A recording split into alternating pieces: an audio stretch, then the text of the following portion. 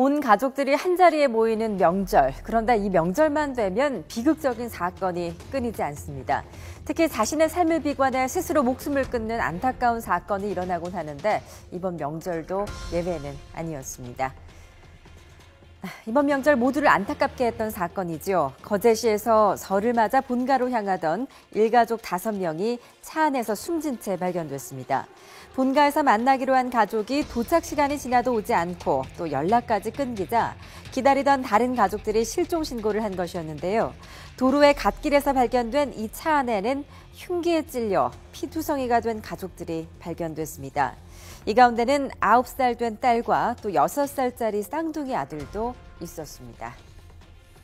대체 무슨 일이 있었던 것일까요? 경찰은 일단 1차 부검 결과를 바탕으로 가장 A씨가 가족들에게 수면 유도죄를 먹인 뒤에 범행을 저지르고 또 자신도 뒤따라 극단적인 선택을 한 것으로 보고 있습니다. 오랜만에 가족들을 만나러 가는 길, 가장 A씨는 왜 이런 비극적인 선택을 한 것일까요? 일단 은행과 신용카드 회사에서 1억 5천만 원 정도의 빚이 있었고 네. 또 한 10일 전에는 그 거제에서도 외곽인 연촉면의 원룸, 네. 그러니까 10평 정도 되는 원룸으로 이사를 했다고 그래요. 네. 그리고 신용회복위원회에 개인 회생 신청까지 했었다고 하는데 네. 그런데 한 가지 취재하면서 네. 의문이 든 점은 이 1억 5천만 원만 가지고 사랑하는 가족들을 모두 살해하고 네. 자신도 그 명절 예. 연휴에 예. 그 자살할 그렇죠. 만한 그런 예. 동기가 됐을까. 예. 네, 어제는 생활고에 시달리던 40대 일용직 노동자가 자신의 방에서 숨진 채 발견됐습니다. 3달째 집세를 받지 못한 집주인이 이야기를 하기 위해 들렀다 발견한 것이었는데요. 배우자도 또 자식도 없었던 이 남성의 방에는 창문을 막고 번개탄을 피운 흔적이 발견됐습니다. 번개탄을 피우기 전에 어머니에게 용돈 10만 원을 보낸 뒤에 조금밖에 못 드려 죄송하다고 문자를 보낸 것이 알려지면서 안타까움을 더했습니다. 네, 이 두 사건 모두 어려운 경제 사정 탓이었습니다만 전문가들은 이번 사건이 자신의 어려운 삶을 비관해 일어난 일반적인 참극이라기보다는 명절에 느끼는 상대적인 박탈감이 사건의 결정적인 동기가 됐을 가능성이 높다고 보고 있습니다.